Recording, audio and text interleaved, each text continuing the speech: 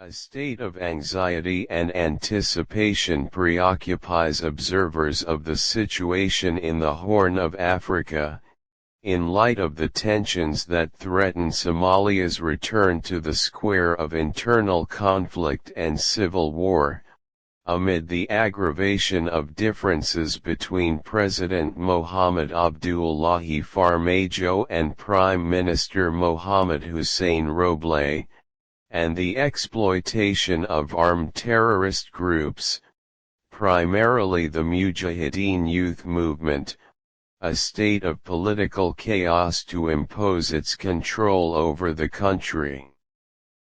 Indeed, Somalia now stands at a crossroads between completing the political process and holding faltering elections, or resorting to the street and arms again, amid fears of slipping into civil war after 2 decades of attempts to restore stability.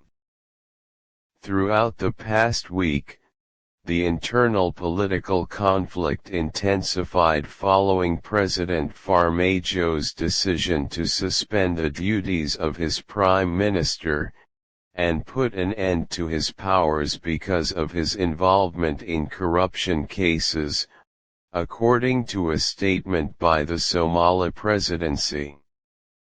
However, the Somali government did not stand idly by and described the president's efforts as an indirect coup attempt.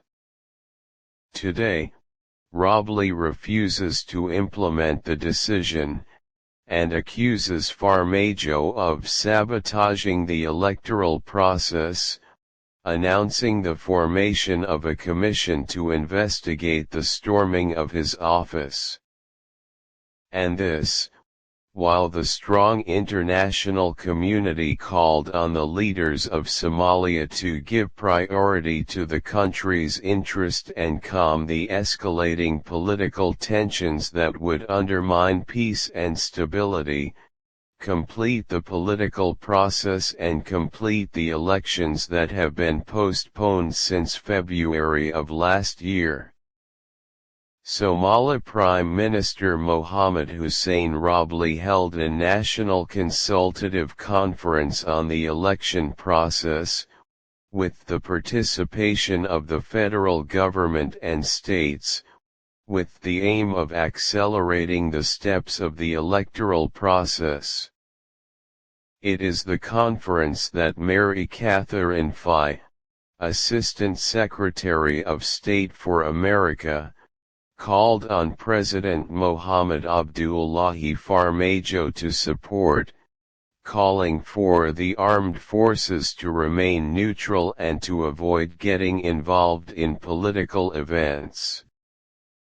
Washington had also confirmed its support for taking measures against those who try to obstruct the peace process in Somalia, according to a tweet from the Office of African Affairs of the U.S. State Department.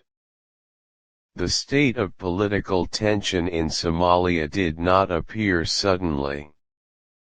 Rather, it appeared clearly at the end of Farmajo's mandate on February 8, as he worked to obtain the support of the People's Assembly to extend his term for another 2 years, which angered the opposition forces and led to clashes in the street, forced the Somali president to retreat. Here, Dr. Nerman Tawfik, a researcher in African Affairs and General Coordinator of the Faras Center for Consultation and Strategic Studies, told Asharq Al-Azate that Farmajo bears alone the blame for what the country has achieved, because he did not hold the elections on time, and did not lead the political process in the right way. She added, "The scene is getting worse, since the Somali president's decision to postpone the elections, and has become more complicated in light of the escalation of differences between him and Roble, and both sides are opposed to the other's survival in power, as the opposition forces see Farmajo as an illegitimate president whose term has expired. He stated that a state of optimism prevailed in international circles immediately after Farmajo took power in February 2017, hoping that he would lead Somalia to direct multi-party elections at the end of his term, under the 2016 constitution. However, this did not happen, but rather the signs of the crisis began to appear in in 2018, when the head of the Independent National Electoral Commission announced the difficulty of holding the elections on time in 2020 and the possibility of delaying them by 13 months, which was rejected by the opposition forces at the time. But Farmajo's attempts did not end there, as he obtained the approval of Parliament to extend his term of office for 2 years, before retracting again under pressure from the opposition. After discussions and negotiations against the background of Farmajo's decision to postpone the elections, the Somali political forces agreed on September 17 last to hold the elections in the way they were conducted in 2016. That is, the head of state will be elected by the People's Assembly, instead of direct popular elections. Indeed, the electoral process began, and the 54-member Senate was elected, while the 275-member People's Assembly was hampered, amid accusations of violating the election rules and preventing candidates from running in the electoral race, to complicate the situation again. Mohammed Abdullah Gosar, a researcher specializing in the affairs of the Horn of Africa and a candidate for membership in the People's Assembly in the Somali Parliament, wrote in an article published by the Somalia Center for Research and Policy Studies website that Farmajo planned how to remain in power as long as possible and at any cost, using media propaganda and misinformation. Public opinion, attempts to subjugate the People's Assembly, freezing the Senate, and excluding state governors. But the strong opposition to Farmajo's attempts to stay in power forced him to delegate election powers to the caretaker Prime Minister, Robley, who took office in September 2020, succeeding Prime Minister Hassan Ali Khayri, who was sacked by the People's Assembly. However, it seems that this mandate was not real. As soon as the political dispute erupted between Robley and Farmajo, amid the latter's attempts to control the reins of the electoral process. Tribal and split. Somalia is currently witnessing a state of division between Farmajo and Robley, as Farmajo derives its strength from the convergence of some of its regional states such as Galmudug, Hirshabelle, and southwestern Somalia. The support of some government forces for him, in conjunction with the support of some of his regional allies. On the other hand, Prime Minister Robley relies on his strength from the constitutional legitimacy guaranteed to him by the interim constitution, especially since Farmajo's presidential term ended in February 2021 and he has not had any executive powers since last February.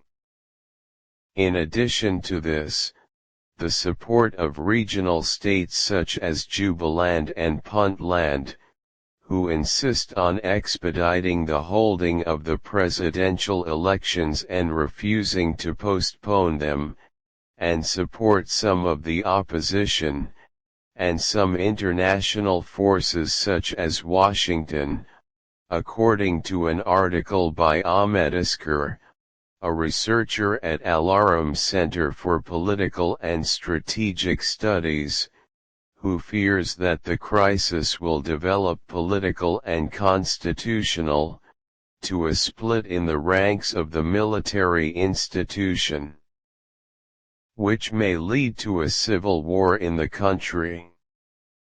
In a parallel context, Major General Mohammed Abdel Wad, a national security expert specializing in African affairs, told Asharq Al-Azate that the situation in Somalia is critical in light of a regime that refuses to leave power and derives its strength from its tribal depth. Tribal thinking is dominant in the priorities of Somali thought, although it is not widespread. Thus, the president refuses to hand over power, and the opposition believes that he is manipulating the electoral districts, amid a complex electoral system that grants the authority to elect the president to the People's Assembly, which Farmajo is trying to exploit by relying on his tribe, and to woo the tribal chiefs in a political deal to control the People's Assembly and then stay in power. Civil war. The specter of civil war is considered the worst scenario that most observers repeat of the developments in the situation in Somalia. Somalia, which has not fully recovered from the effects of a decade of internal conflict in the 1990s, is threatening to return to the dark tunnel, from which it emerged in 2000 with an agreement on a transitional formula for governance based on clan quotas for a period of 3 years, after which the country will move to political pluralism. But 2 decades later, this agreement is still in its early stages. Here, researcher Nermin Tawfik confirms that the scenario, the closest is the return of Somalia to what it was in the 90s of the last century, and the outbreak of civil war again. Major General Abdul Wad agrees with her, saying, "The situation in Somalia threatens a civil war, in light of the weakness of the central Somali government and its inability to control all parts of the country, which has not happened throughout its history, as it controls the capital Mogadishu and some areas in the east, while the organization controls Al-Shabaab is targeting areas such as Somaliland and central Somalia." Accordingly, observers believe that the Farmajo regime is trying to put the country in front of 2 options, either accepting it in power, with or without elections, or returning the country to the state of internal fighting that it suffered in the 90s of the last century. While Gosar says, the political conflict continues in Somalia between an authority that has exhausted its constitutional mandate and is completing its first year as a caretaker government, and striving to remain in power for a second term, at any price, and between an opposition that sees the authorities' provocations as a violation of its dignity and constitutional rights, and that taking up arms in the face of this authority. It is the only option after the rest of the available peaceful options have been exhausted.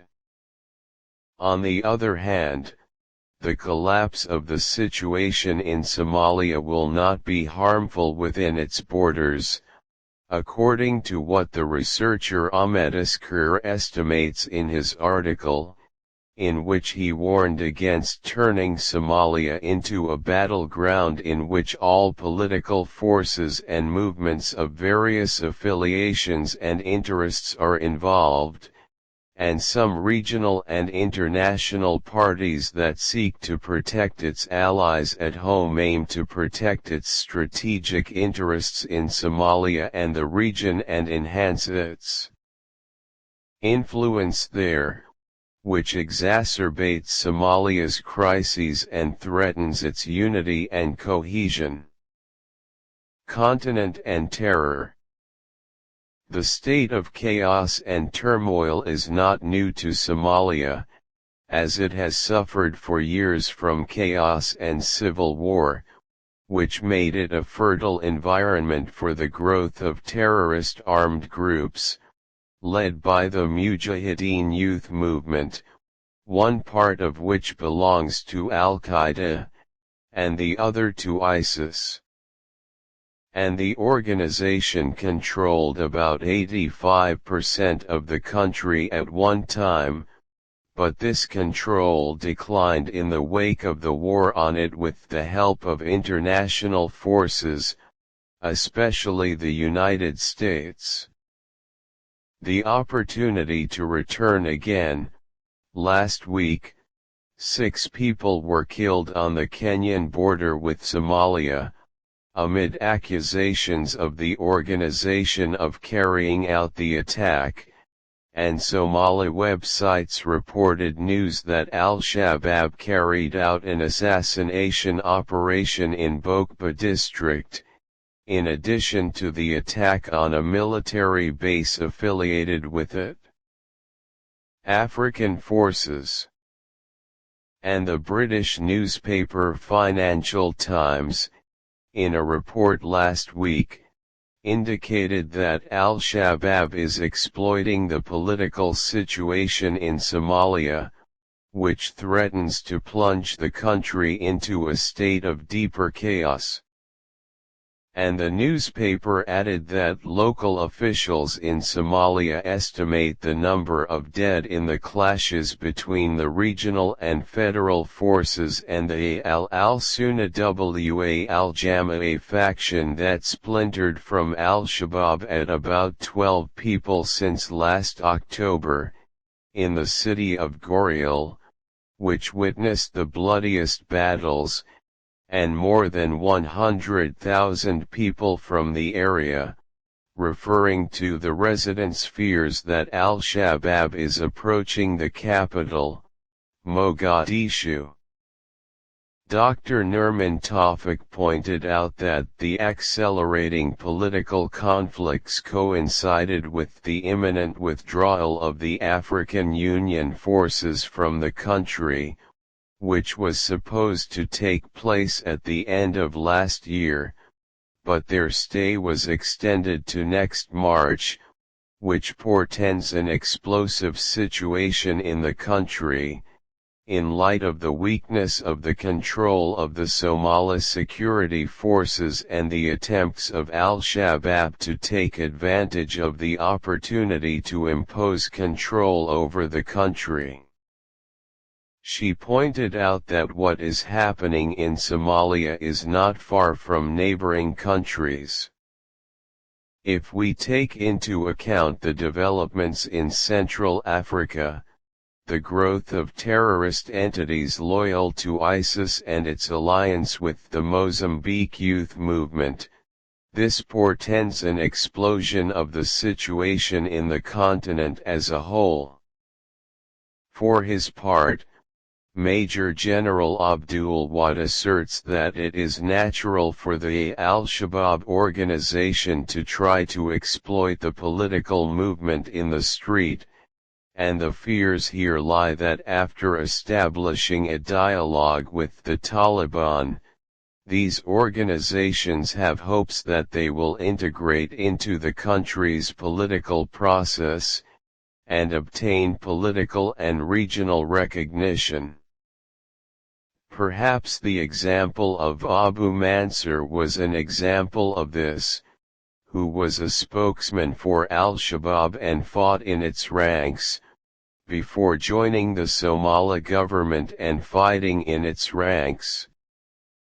This is an idea that needs to be studied and raises questions about the possibility of these organizations joining the process.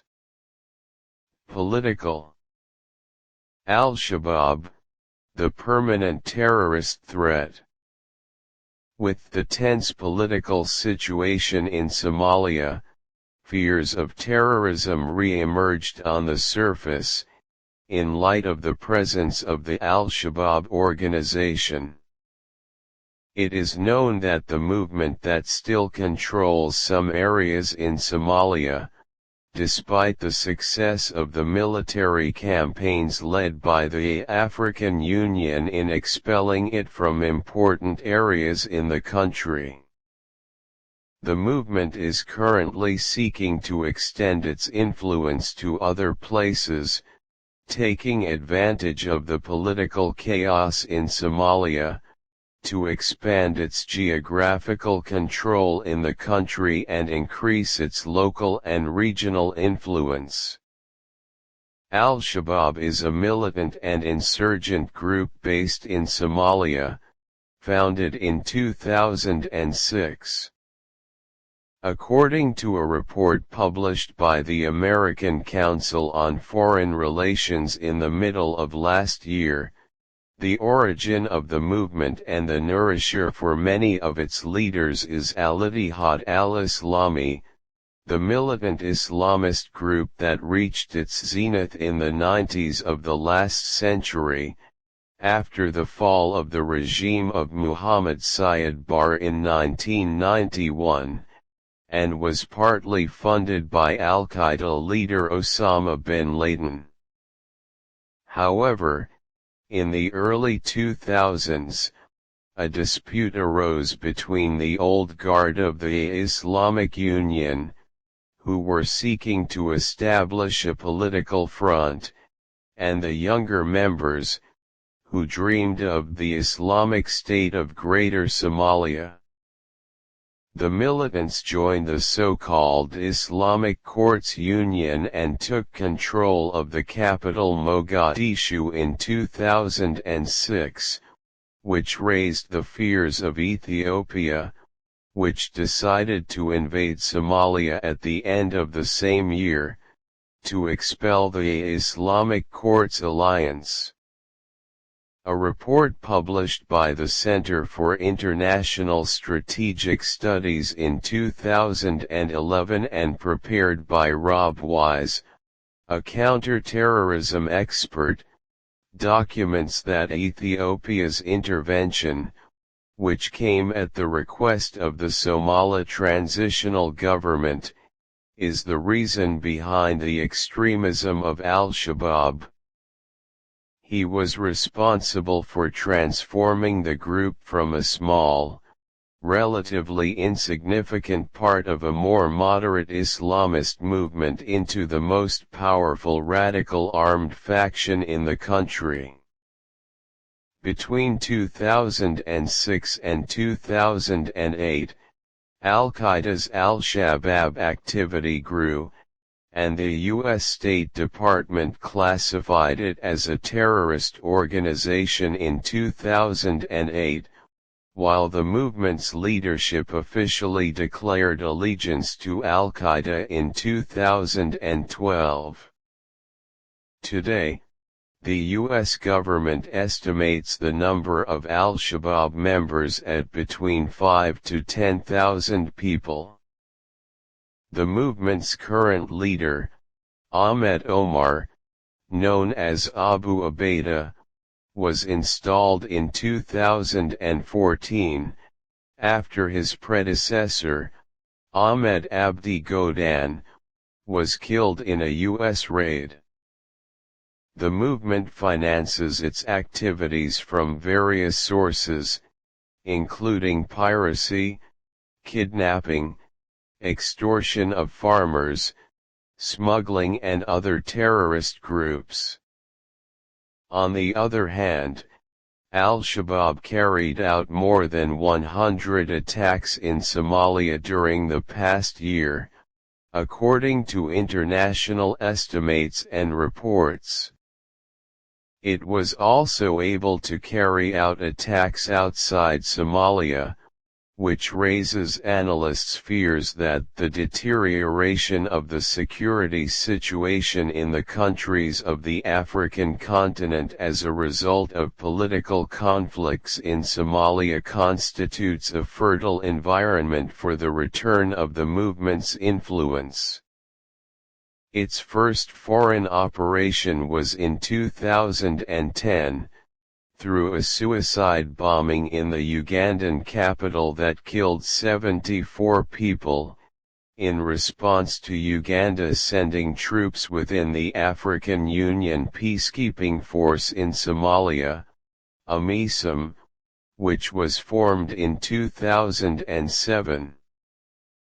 We are sending a message to every country that wants to send troops to Somalia that they will face attacks on their soil, Al-Shabaab spokesman said at the time. Also, in 2013, the movement's fighters claimed responsibility for an attack on a shopping mall in the Kenyan capital, Nairobi, that killed 67 people, and an attack on a university in the Kenyan city of Garissa in 2015 that killed 148 people. The African Union is expected to withdraw its forces, estimated at 20,000 soldiers, from Somalia next March, amid fears that the Somali forces will be unable to control the lands liberated from Al-Shabaab. A state